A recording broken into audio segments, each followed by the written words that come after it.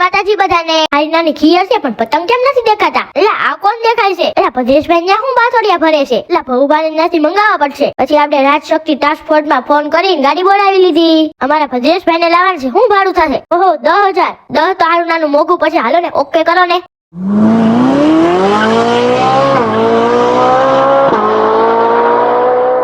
Transport વાળા તો બહુ ઝડપી છે. બહુ બાકે નવું ઘર બની ગયું પણ મટીરિયલ માં ચીકામ ચીકી થઈ ગઈ. જો તમારી સાથે પણ આવું ન થાય એના માટે તમને એક સરસ જાણકારી આપી દઉં. વિજાપુર, બોડેલી અને સાવલીની રેતીના તમે વખાણ તો સાંભળ્યા તો છે ને? તમારા ઘરને મજબૂત પકડ અને ક્વોલિટી વાળું બનાવવું હોય તમારે બેસ્ટ મટીરિયલ ની તો જરૂર પડશે જ તે. તો તમારા ઘર માટે બેસ્ટ રહે વિજાપુર, બોડેલી અને સાવલીની રેતી, જે તમારા ઘરની ગુણવત્તામાં અને આયુષ્યમાં વધારો કરે છે. સ્ક્રીન ઉપર રેતીની ક્વોલિટી જોઈ શકો છો. તમે વાંકાનેરના બેલાના વખાણ તો દૂર દૂર સુધી સાંભળ્યા હશે. તમે વડી જાઓ બાકી બેલાથી બનેલી દિવાલ નહીં વડે. તમને સ્ક્રીન ઉપર નામ અને નંબર આપી દઉં છું. આશાપુરા ટ્રાન્સલેટમાં ફોન કરી દો. મટીરિયલ તમને ઘરે પહોંચી જશે.